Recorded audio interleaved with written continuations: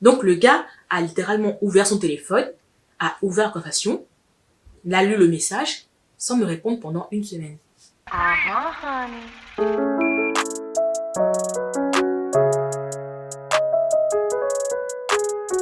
Salut tout le monde, c'est toujours Marina, j'espère que vous allez bien les gars. Aujourd'hui on se retrouve pour une petite vidéo, une petite story time et je vais vous parler de mes dates. Mais pas un date en France, vous voyez, genre un date qui s'est passé au Gabon. Et c'est pas tant le date en lui-même qui est drôle, c'est vraiment tout le contexte du date en lui-même parce que, en fait, récemment je parlais avec des collègues et tout et ils m'ont dit mais Marina, t'as vraiment le don de te mettre dans des situations compliquées et c'est vrai. Et c'est vrai, en tout cas j'avais le don à l'époque parce que maintenant on est très tranquille, mais c'est vrai, genre à l'époque je me suis grave retrouvée dans des bourbiers et voilà, donc je vais vous raconter ce date là qui s'est passé, mon seul et unique date en Afrique, donc au Gabon. Et dites-moi, est-ce que vous avez un look avec les lunettes? Là j'ai sorti les petites lunettes aujourd'hui pour faire un peu, vous voyez, un peu grande dame, un peu grande... les petites lunettes de... C'est pas les lunettes de vue mais c'est les lunettes pour les écrans en fait, donc... comme je travaille sur écran et tout, pour pas abîmer mes yeux, j'ai petites lunettes là. Nous sommes donc en 2017. 2017, oui, nous sommes donc en 2017. C'est le moment où j'ai décidé de quitter la ville où j'habitais avant dans le nord, à cause d'un gourmand amical. Donc j'ai dit, vas-y, je vais me refaire une petite santé, une petite vie, et je vais partir. Et je suis venue donc en région parisienne. À l'époque, je fréquentais quelqu'un. Alors vraiment, ça aussi, ça fera l'objet d'une story time à part, parce que vraiment, cette histoire-là, vraiment, Bref, donc, à l'époque, je fréquentais quelqu'un, on va l'appeler comment lui? On va l'appeler, Ismaël, voilà, on va partir sur Ismaël. Donc, à l'époque, je fréquentais Ismaël. À ce moment-là de la story time, pendant ces vacances-là, 2017, je fréquente Ismaël depuis donc 8 mois, mais nous ne sommes pas en couple. Parce que Ismaël a besoin de réfléchir pour savoir s'il veut vraiment être en couple, s'il est vraiment prêt à être en couple. Et donc, ça fait donc 8 mois que Ismaël réfléchit afin de savoir s'il est prêt à être en couple avec moi. Oui. Vous voyez l'emoji là, avec la tête de clown et tout, et puis la musique de cirque derrière. Ouais, c'est moi. À ce moment-là, c'était moi, en fait. Le dindon. Le dindon parce que ça fait donc 8 mois qu'on se fréquente, mais ça fait 8 mois que nous agissons comme si nous étions en couple en fait. Ismaël vit un peu dans le sud, moi je suis dans le nord, donc voilà, dès que je le peux, je me tape des 6 heures de route, des 6 heures de blablacar pour pouvoir aller voir Ismaël chez lui. Et quand je vais voir Ismaël chez lui, bah c'est moi qui paye tout. Voilà. C'est pour vous dire, voilà, c'est moi qui paye tout quand je vais voir Ismaël, c'est moi qui fais la route pour aller voir Ismaël. Sur 1 an de relation, Ismaël est venu me voir une seule fois. Voilà. Voilà. Je fais les courses chez lui, et puis je paye des verres pour ses potes en boîte de nuit, et puis voilà. Il a besoin de réfléchir pour savoir s'il va être en couple avec moi. Au bout de 8 mois. Il sait pas encore. Voilà. Pendant ces vacances-là de 2017, donc, moi, je pars au Gabon en fréquentant Ismaël, mais n'étant pas en couple officiellement avec Ismaël parce que Ismaël a besoin de réfléchir, pour savoir s'il va être avec moi. Et Ismaël, lui, il est sénégalais, donc Ismaël part au Sénégal de son côté pour les vacances aussi. Donc, moi au Gabon, lui au Sénégal, on n'est pas ensemble. Donc, je vous laisse vous imaginer dans quel état d'esprit, moi, je vais au Gabon. Dans quel état est mon cœur quand je vais au Gabon parce que je suis persuadée que voilà. De toute façon, je ferai une histoire, une story time bien précise par rapport à cette relation parce qu'il y a tellement de choses à dire qui sont passées en 1 an qu'il faut vraiment que toute une vidéo spécifique à ce monsieur Ismaël là. Où je suis à Libreville chez mon père, ça se passe bien et pour ceux qui ne le savent pas, nous sommes 4 filles. J'ai 3 sœurs pardon et un grand frère. Donc on est 5, donc 4 filles. Et ces vacances-là, 2017, j'ai passé beaucoup de temps avec ma sœur qui est juste avant moi en fait, qu'on va appeler Sheba.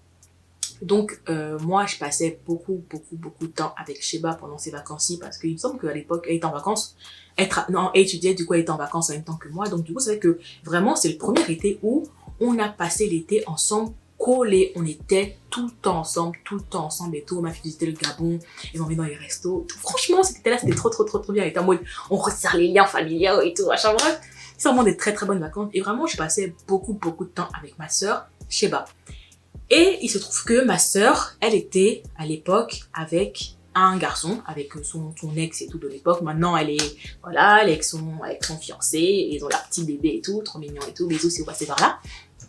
Et donc, mais à l'époque, elle sortait avec ce garçon-là en fait. Je fais mes vacances, tranquille et tout.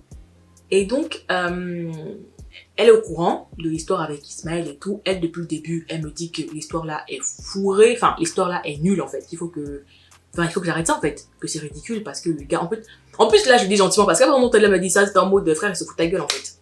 Il n'y a pas d'autre. Avait-elle tort? Avait-elle tort? C'est la question. Et la réponse est non, elle n'avait pas tort.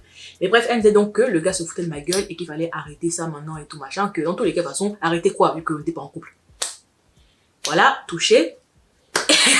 Touché dans le cœur, voilà. Moi, j'étais grave derrière Ismaël, j'envoyais des messages. En gros, littéralement, je le quémandais pour qu'il soit en couple avec moi. C'était ça le bail. Vraiment, je quémandais Ismaël pour qu'il dise qu'on était officiellement en couple. Parce que si on est officiellement en couple ensemble, dans ma tête à moi, bah tu me dois des choses en fait. Moi, c'est à moi, tu vas te comporter comme tu veux alors que nous sommes en couple ensemble. J'étais bien sotte. J'étais très sotte à l'époque, en tout cas. Et moi, je voulais pas écouter. Et à un moment donné, pendant ces vacances-ci, bah ultimatum en fait. Ça va te décider. Décide-toi en fait. On fait quoi? Soit t'es dans moi, soit t'es ailleurs en fait. Mais tu peux pas avoir l'argent du beurre et le cul de la crémière. Il faut te décider en fait. C'est pas genre quand j'envoie ce message là pour lui dire en gros décide-toi, à savoir si oui ou non t'es avec moi, au lieu de prendre tout simplement la poudre escampette et me barrer. Au moment où j'envoie ce message là, Ismaël, il me fout un remis d'une semaine. Ismaël ne me répond pas pendant une semaine. Est-ce que vous vous rendez compte de la dinguerie? Il est en vacances là-bas, je suis en vacances au Gabon. Le gars ne me répond pas pendant une semaine. On est sur WhatsApp en fait. Donc je vois quand il est connecté. Donc je le vois quand il ouvre l'application, quand il la referme. Toute la semaine il est connecté. Donc le gars a littéralement ouvert son téléphone, a ouvert la conversation, a lu le message sans me répondre pendant une semaine. Le gars a tout simplement dit Nikomouk. Le gars, pendant une semaine, il me répond pas et tout. Au bout d'une semaine, je fais la meuf et tout, machin, mais je lui dis en mode, là, on dépasse le foot. Enfin, là, ok, tu te foutais de ma gueule, mais encore, c'était discret, mais là, concrètement, tu te fous de ma gueule ouvertement, en fait. Concrètement, ouvertement, tu me dis que d'aller me faire honte, quoi. Ça, c'est clairement le message. Comment tu peux ouvrir le message? Quitte à, vas-y, même pas mytho, m'embrouiller ou soit. Non, le gars, il se niette en mode rien. Ma maman, quoi. Un mère con, comme les Ivoiriens. Donc, je le relance pour dire et tout, vas-y, machin, qu'est-ce qui se passe en fait? Que là, c'est du manque de respect, que ça se fait pas, et tout. Bref, un gros pavé et tout. Ismaël ouvre encore le message sans me répondre. Là, il ne me répond plus. À partir du moment où il me répond plus, en fait, moi, dans ma tête, je suis en mode, ok, bah, ça veut dire ce que ça veut dire, je suis célibataire. Enfin, parce que avant, comme une débile, je me considérais comme étant en couple en fait. Mais là, moi, à moi, ça veut dire en gros, moi, je suis célibataire et j'ai plus rien à devoir à personne en fait. Et c'est dans ce contexte-là où je me dis que donc, que vas-y, je suis célibataire, je fais ce que je veux. Un jour, je balade sur Facebook et là, je tombe sur le profil d'un garçon. Et ce garçon, on va l'appeler Igor. Honnêtement, je ne sais plus si c'est lui ou c'est moi qui était parti ajouter l'autre, mais en tout cas, on s'est ajouté. On va dire ça comme ça. Nous sommes ajoutés sur Facebook et on a commencé à discuter. On discute. Et en scrollant son profil, je me rends compte que, en fait, Igor est un des meilleurs potes de mon beau-frère, en fait. De l'ex, du coup, de Sheba. Quand je me rends compte de ça, moi, personnellement, ça ne me dérange pas, étant donné que je n'ai absolument aucun lien avec Igor. Genre, on n'est pas... Oui, c'était le pote de mon beau-frère, mais au-delà de ça, enfin, on se connaît pas, quoi, tu vois. Et le problème, en fait, aussi qui se pose, c'est que moi, à l'époque, j'avais 20 ans, il me semble, en 2017. Faut que je vérifie d'abord. Je fais 2017. Moins... Ouais, j'avais 20 ans à l'époque et tout. Et Igor, lui, il devait avoir 26-27 ans. Et je me demande même si c'était pas plus vieux. Je me demande... En tout cas, Igor et moi, on avait un très grand écart d'âge, déjà, premièrement et tout. Donc, on se parlait tranquillement. Et du coup, je dis à ma sœur, à Sheba et tout, que, ah, mais tiens, moi, je parle avec Igor. Dès le début, elle est contre. Dès le début, elle me dit que c'est n'importe quoi, en fait. Que c'est n'importe quoi, que non seulement... déjà, de un, c'était pote, enfin de son fiancé et tout machin, que c'est bizarre, la situation était un peu bizarre. Deuxièmement, il est beaucoup plus âgé que moi, donc ça va pas. Et troisièmement, il me semble aussi que en interne, moi j'ai pas tout suivi, mais en interne, il y avait eu des petits trucs où genre, je sais pas, ma soeur elle était pas comme une ouf sur Igor. Vraiment, elle avait pas une très très bonne image d'Igor et tout machin. Il y avait eu des différends, il me semble, entre eux et tout. Donc déjà, elle, dès le début, elle me dit cash que elle est pas pour. Elle me dit cash que voilà, que ça la dérange, que voilà, elle comprend même pas pourquoi le monde discute ensemble et tout machin, machin, machin. Il faut savoir déjà dire que nous sommes 5 enfants, et 5 enfants assez têtus. Nous prenons ça de notre père et de notre mère. C'est-à-dire que genre, on n'avait aucune chance, niveau génétique, d'échapper à ça. Nous sommes des enfants très têtus, nous sommes donc 4 filles. Il faut savoir que des 4 filles, je suis celle qui a le tempérament le plus calme. Et j'ai un sacré tempérament. Donc c'est pour vous dire à quel niveau on se situe en fait. Et plus tu montes dans les filles, et plus le tempérament est... Je sais pas si vous captez. Genre, plus tu montes, et plus le sang est chaud, tu vois. Et là, moi, mon sang à moi est chaud. Alors, je laisse imaginer le sang de mes sœurs avant moi qui suivent, en fait. Donc, nous sommes caractériels, nous avons le sang chaud, nous sommes têtus, et elle me dit qu'en gros, elle est pas pour que moi, j'échange avec ce garçon et tout, machin, machin. Et comme moi, je suis qui je suis, bah, dans ma tête à moi, bah, ouais, et donc, genre, j'étais en mode, bah, pas que je m'en foutais, mais si, je m'en foutais. Parce que je partais du principe que c'est pas quelqu'un avec qui j'allais faire ma vie. Vous savez, genre, moi, ok, je suis comme je suis et tout, mais je suis quand même très très très lucide sur certains points de ma vie en fait. Et je sais pertinemment qu'il y a des gens avec qui je vais pas faire ma vie en fait. Le gars est déjà plus vieux que moi, le gars est au Gabon, il a sa vie au Gabon, il a ses amis, sa famille au Gabon et tout machin machin. C'est pas comme si on peut dire qu'un jour, il aurait pu venir en France. Il aurait pu venir en France, pardon, et tout, machin, machin. Non, le gars avait déjà sa vie au Gabon et tout. Donc, moi, dans mon cœur, je savais très bien que on n'allait pas se marier, en fait. Je suis pas là pour chercher le mariage, je suis pas là pour tout ça. Enfin, je suis là, vas-y, on se parle, tranquille. En vrai, il me passe un peu le temps, tu vois, parce que c'est les vacances, chacun part au village, chacun fait sa vie. Enfin, moi, ça me passe un peu le temps. On parle et tout, donc moi, j'écoute pas ma sœur, je continue à parler et tout, et tout, et tout. Elle en parle à son ex de l'époque et tout, à son copain de l'époque. Et son copain est en mode, bah écoute, en vrai, elle est assez grande, ils font ce qu'ils veulent et tout. Moi, je peux pas interdire à mon ami de parler à ta petite sœur et tout, machin, machin. Donc, son ex de l'époque, lui, il se dédonne un peu en mode, tu veux que je fasse quoi? Concrètement, en fait, tu veux que je fasse quoi? Donc moi, je parle avec Igor, on parle un peu, on rigole bien ensemble et tout et tout. Et là vient le moment où Igor veut m'emmener en date. Igor m'invite à aller manger. Et donc, moi, il faut que je convainc ma sœur de me laisser, déjà, de me laisser sortir de la maison. J'ai pas grandi au Gabon, en fait. Donc, moi, les codes et tout ça, machin, tout, truc, je n'y connais absolument rien. Non, mais ça, c'est de la maison. Ça, c'est de la maison, c'est-à-dire au-delà du quartier où j'habite, en fait. Là, vraiment, aller en ville avec un inconnu, avec quelqu'un qu'on ne connaît pas, en fait. En plus de ça, genre, pas comme si genre mon père était au courant, parce que si mon père était au courant, bien sûr que je n'aurais pas eu le droit de sortir, en fait. C'est-à-dire que là, déjà, il aurait fallu le faire. Et il fallait le faire dans le dos de mon père. Déjà parce que là, c'est chaud. Donc, ma sœur, elle s'oppose. Elle est clairement, nettement, elle dit non, qu'elle ne veut pas que j'y aille. C'est son copain, pardon, qui est venu parler dans ses oreilles et tout, pour que elle me laisse partir en date avec le fameux Igor, à condition, bien sûr, qu'on aille juste à côté. J'ai pas l'accent gabonais, donc ne venez pas dans les commentaires me dire, j'ai pas l'accent, je sais pas comment on prononce ça, mais en gros, on est parti manger, pour ceux qui connaissent, les Gabonais qui connaissent, on est parti manger au pont d'Agonje, ou d'Agonje, je sais pas comment on dit en tout cas, au pont d'Agonje, il me semble. On est parti là-bas, on est dans une pizzeria là-bas en fait. Et vraiment le pont, là, il est vraiment genre à quoi 15 minutes de marche de chez moi. Il est vraiment pas loin de chez moi et tout. Elle m'a dit ok, mais on part là-bas, donc c'est-à-dire qu'en cas de problème, elle peut vite intervenir. Elle a fixé un couvre-feu. En gros, elle a dit, voilà, tu me ramènes l'enfant à... Oui, c'était moi l'enfant.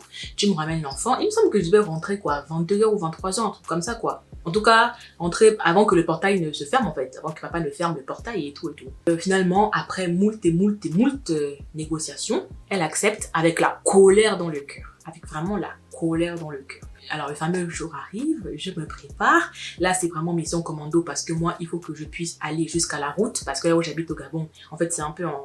Il faut descendre une colline, en fait. Donc là, il faut que j'aille jusqu'à la route. Il faut que j'aille jusqu'à la route sans que mon père ne m'attrape. Et sans que quelqu'un que mon père connaissait m'attrape. C'est-à-dire que c'était quasiment mission parce que mon père C'était c'était, je sais pas, une rockstar, quoi. Le gars, tout le monde connaît mon père dans le quartier et tout, donc tout le monde connaît c'est qui sont ses enfants. Et donc, tout le monde connaît qui est son enfant, qui est sa fille qui habite en France. Donc déjà, la mission était un peu, voilà, laborieuse pour pouvoir arriver à la route sans me faire cramer. Ensuite de ça, genre, je vais à la route, sachant que ma sœur est là-bas à la maison, elle est en colère, elle est très en colère parce qu'à la base, elle ne voulait pas que j'y aille, mais bon, en même temps, elle n'allait pas m'interdire non plus de... Enfin, je sais pas comment l'histoire s'est goupillée pour que son gars la convainc de me laisser partir, parce que maintenant, vraiment, avec le recul, la connaissance, je sais pas comment elle a pu me laisser partir. Vraiment, la connaissance, vraiment, c'est que son gars avait dû vraiment taffer dans sa tête, en fait, pour qu'elle me laisse partir et tout. Donc, j'arrive à la route et tout, je vois le fameux Igor. Après, je vais pas trop parler d'Igor parce que on suit encore sur les réseaux, tu vois. Il y a moyen qu'il vienne m'attraper ma veste. Donc, Igor, tu passes par là, big up. On est ensemble, tu vois. En vrai, il était mignon. Igor, c'est un garçon qui est très mignon, très charmant et tout. Et donc, on va avec Igor. Déjà, on marche jusqu'au pont d'Agonje, là. On marche et tout, on marche déjà au bord de la route. En plus, genre, c'est pas au Gabon, c'est pas comme en France où genre il y a des trottoirs de 3 mètres de long et tout. Au Gabon, vraiment, les voitures te frôlent en fait. Les voitures vraiment te frôlent au Gabon. Et on n'a pas pris le taxi parce que prendre le taxi pour moi au Gabon, c'est compliqué à cause de ma prothèse et tout, machin. Chaque fois, c'est chiant et tout. Et je ne sais pas prendre le taxi. Je ne sais pas négocier. Je suis quelqu'un dans la vie qui ne sait pas négocier. Je ne peux pas prendre le taxi au Gabon toute seule. Voilà, déjà, premièrement. Là, je crois que c'était une des rares fois où je suis sortie de la maison toute seule sans une de mes sœurs, ou sans mon père, ou sans un de mes neveux, en fait. Où j'étais vraiment sortie de la maison, toute seule. Et, ah non! Et la fois précédente où je suis sortie de la maison toute seule, c'était pour aller chez un autre bougle, là, il y a genre 2 ans en arrière et tout. Et puis en arrivant chez lui, genre, il y avait des machettes dans tout son lit, bref, c'était une histoire aussi... C'était une histoire aussi, voilà, une histoire aussi tirée par les cheveux, vous voyez un peu. Donc on est là, on marche et tout au bord de la route, les voitures me frôlent. Déjà moi je suis pas tranquille, je suis vraiment pas tranquille et tout. On discute, enfin on discute ou trop discuter parce que en fait, on peut pas marcher côte à côte en fait. On doit marcher l'un derrière l'autre pour que faut pas se faire shooter par une voiture. Après ça, on marche. Et maintenant vient le moment de traverser la route pour pouvoir monter au pont en fait. Sauf que c'est au Gabon, c'est pas comme en France. C'est pas où des histoires où il y a des feux tricolores, où il y a les petits bonhommes rouges, les petits bonhommes verts, et où il y a les petits passages piétons. Au Gabon, c'est la guerre. Quand tu conduis, c'est la guerre. Quand tu traverses, c'est la guerre. Quand tu marches, c'est la guerre. Au Gabon, c'est la guerre. Donc maintenant, il fallait que je traverse la route, sachant que je ne peux pas courir. Déjà, premièrement, je ne peux pas courir. Ça aussi, c'était sportif. De me faire traverser la route et tout, pour pas que je me fasse shooter par les voitures. Déjà, voilà, donc, tant bien que mal, après je crois qu'on a bien quand même 5-10 minutes, quoi, avant de traverser la route et tout, parce qu'il y a des voitures. En plus, il était tard, genre, c'était la nuit, il était tard, les gens vraiment ne respectent plus rien, enfin, c'est la guerre. Et donc, on réussit à traverser. On va manger au restaurant et tout. Enfin, c'est un coin très chic et tout. Enfin, très chic. Faut pas abuser. Mais en gros, c'était mignon. C'était très mignon. On est parti manger dans une pizzeria et tout. Manger la fameuse pizza au Gabon. Si vous connaissez pas, faut goûter. La Vosgienne, vraiment la meilleure pizza que j'ai mangée de ma vie entière. Mais il n'y a pas ça en France ici. Je peux pas vous dire ce qu'il y a dedans.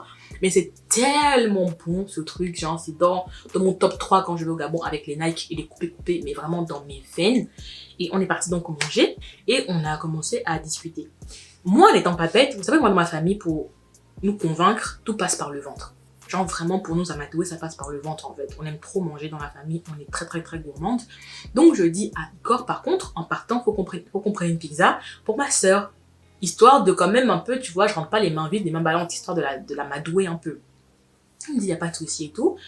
On va manger la pizza, franchement on discute, on rigole, petit jeu de séduction, petit jeu des, voilà, tu vois, un peu des trucs et tout, on se tourne autour et tout, machin. Mais en discutant avec lui, en fait, dans mes souvenirs, je me rends compte en fait que Igor et moi, on est vraiment...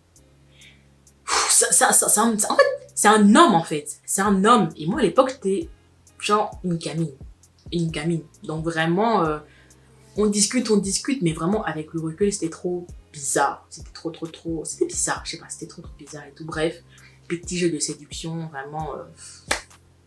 Voilà quoi, pour ce que j'en savais à l'époque, honnêtement.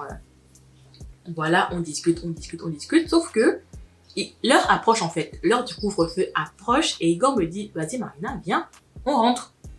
Viens, on rentre et tout, viens, on rentre. Sauf que moi, j'étais en mode, mais non, t'inquiète, viens, on reste encore un peu.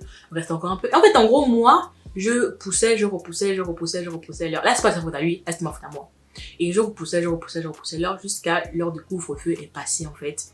Et en gros, après, il a dit et tout, Marina, par contre, déjà qu'elle voulait pas qu'on se voit, déjà qu'elle voulait pas qu'on se sente et tout, machin, faut pas abuser. Et vraiment, on avait vraiment dépassé l'heure du couvre-feu. Je crois qu'on avait dépassé de 30 minutes, l'heure du couvre-feu et tout, machin. Il était pas bien, parce qu'en mode, il avait convenu d'un truc avec ma sœur, on repart, il faut marcher et tout jusqu'à chez moi. Et en plus de ça, c'était dangereux aussi parce que, il était tard. Et donc, quand il fait un peu tard dans le quartier où j'habite au Gabon, bah, il y a des braqueurs. Il y a des gens qui braquent, quoi. Des gens qui sont là, qui peuvent te braquer avec des machettes, avec des couteaux, pour avoir le téléphone, pour avoir tout ça. On essaye de se dépêcher un peu et de marcher et tout. Et sauf que je saurais pas comment vous expliquer ce qui s'est passé dans ma tête à ce moment-là, mais on marche, et je sais pas, à un moment donné, j'ai le réflexe de prendre mon téléphone. Et à l'époque, j'avais l'iPhone 8. Plus, il me semble. Et j'ai le réflexe de prendre mon téléphone, sauf que en prenant le téléphone, je sens plus mon téléphone dans ma poche. Et je sais que je sortais avec mon téléphone. Et donc là, je commence à paniquer, je commence vraiment à avoir peur en fait. Et on décide donc de rebrousser chemin, ce qui nous fait encore perdre du temps sur le couvre-feu qu'on avait.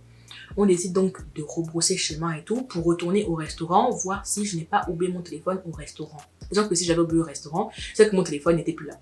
Et déjà, je sais très bien que mon téléphone ne serait plus là. Mais on rebrousse chemin pour aller au restaurant prendre mon téléphone. Et en fait, en gros, en passant sur la route, il y avait un gros trou dans le trottoir. Et je me suis dit, Marina, regarde, on sait jamais. Quand je regarde dans le trou et tout, je vois que, miraculeusement, mon téléphone est là. Vraiment, mon téléphone est tombé, en fait. En fait, en rentrant la première fois, j'ai sauté par-dessus le trou, en fait, sans me rendre compte que mon téléphone est dans la poche arrière. Déjà qui se balade avec son téléphone dans la poche arrière au Gabon, je ne sais pas. Mais mon téléphone dans la poche arrière, c'est pour montrer à quel point je n'ai pas grandi au Gabon, dans la poche arrière, et en faisant le petit saut, le téléphone avait dû tomber en fait. Donc Igor a dû déjà se débrouiller pour pouvoir aller dans le trou, pour récupérer mon téléphone. Donc là vraiment, je vous dis pas comment à quel point on est en retard sur le couvre-feu, vraiment là on a dépassé le couvre-feu et tout. Et on descend chez moi, jusqu'à mon portail, il m'accompagne et tout, en essayant, dans le noir, sans lumière, oui, pas des lampadaires, dans le noir, sans lumière et tout, on descend, et on se pose un peu devant mon portail, dire que non, on est en retard, hein. On est là, on est en retard sur le couvre-feu, et on discute encore. Sauf que du portail, j'entends Sheba crier.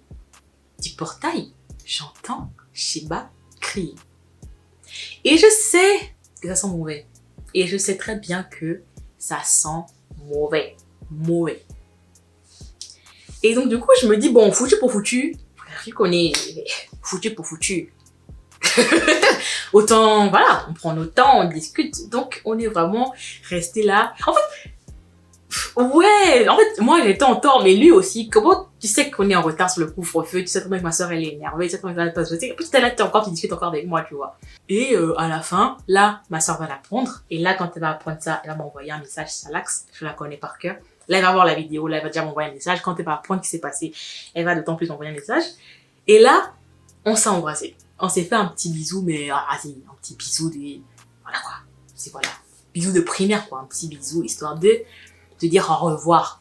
Je rentre à la maison en me disant, oh, franchement, honnêtement, j'ai passé un très bon date, en sachant très bien que dans pas longtemps, j'allais me prendre vraiment les foudres de Sheba allaient s'abattre sur moi en fait. Et là, j'ai descendu les escaliers et tout, je rentre à la maison et je l'entends en train de hurler au téléphone. Elle est en train de hurler au téléphone, en train de parler à son copain et tout. Elle hurle au téléphone que oui, s'il est parti, c'est à cause de toi, machin. J'avais dit un couvre-feu et tout. Donc c'est-à-dire qu'il ne respecte même pas le couvre-feu, il ne me respecte même pas, il ne te respecte même pas, mais n'importe quoi et tout. Bref, en gros, elle est en train de hurler parce que concrètement, il n'avait pas respecté ses engagements en fait. Igor n'avait pas respecté les engagements. Elle était en train d'incendier, mais vraiment, j'aurais pas aimé être à la place de son copain à ce moment-là parce que elle était en train de lui hurler dessus, mais vraiment de lui hurler dessus. J'ai un moment, oui, parle à ton ami et tout, c'est la première et dernière fois qu'il voit ma soeur et tout, plus jamais de la vie et tout, machin, je veux plus jamais le voir et tout, quoi. Elle est en train de hurler sur le gars et tout. Et moi, je dis rien. Et moi, je dis rien, je suis là. Je rentre et tout. Je dis bonsoir. J'ai ramené à manger avec ma petite pizza à la main, tu vois. Je dis j'ai ramené à manger et tout. Et je lui donne la pizza. Et je dis rien. Parce que en vrai, il n'y a rien à dire. Qu'est-ce que tu veux dire? Je suis en tort, ma belle. Je suis tellement en tort. Parce que oui, on avait des conditions, on n'a pas respecté les conditions, elle avait le droit d'être énervée et tout, sachant qu'en plus, voilà quoi, mon père fermait le portail, qu'il fallait nous ouvrir le portail et tout, machin. Bref, elle avait raison, donc en vrai, moi j'ai rien dit. Elle raccroche le téléphone, elle me dit rien non plus, hein. Elle ne dit rien. Et c'est vraiment ça le pire. Je pense que le pire vraiment, dans ma famille, c'est vraiment le pire, c'est vraiment ce truc-là, c'est que mieux vaut qu'on te hurle dessus, parce que quand on te hurle dessus, c'est-à-dire qu'en vrai, ça va encore, mais quand on se terre dans le silence comme ça, c'est la mierda. C'est la mierda. Et là, c'était vraiment la mierda des mierda, en fait. Elle ne parle pas. Elle raccroche le téléphone. Elle ne mange même pas. Elle va dans la chambre. Et là, je sais que c'est la merde, en fait. Et moi, ça me faisait de la peine parce que c'est vraiment avec elle que j'ai passé vraiment, genre, tout mon été et tout. Ça me faisait trop de la peine et tout. Mais en vrai, tu veux dire quoi? Genre, on était totalement en tort et tout. En plus, après ça, je crois qu'elle avait fait 1 ou 2 jours sans me calculer et tout. Elle me parlait à peine et tout. Bref, elle était vraiment fâchée. Quelques jours après, je revenais en France et tout. Et j'ai fait 5 ans après, sans rentrer. Donc, ah bon. Igor, en tout et pour tout dans ma vie, je l'ai vu 2 fois. Une fois en 2017, une fois en 2022. Voilà. Voilà. Il n'y a rien à ajouter de plus pour vous dire. Et quand je suis revenue en France, en plus de ça, ça s'est décanté avec Ismaël. Ismaël et moi, on a recommencé à se parler. Et je crois que 2 mois après ça, il a décidé d'officialiser la relation et tout. Bref, ça fera l'objet d'une autre story time à part. Et c'est comme ça que j'ai eu mon premier date au Gabon, mon seul et unique date en Afrique. C'était en 2017 et il n'y en a plus jamais eu après. Voilà, j'espère que cette story time vous aura plu.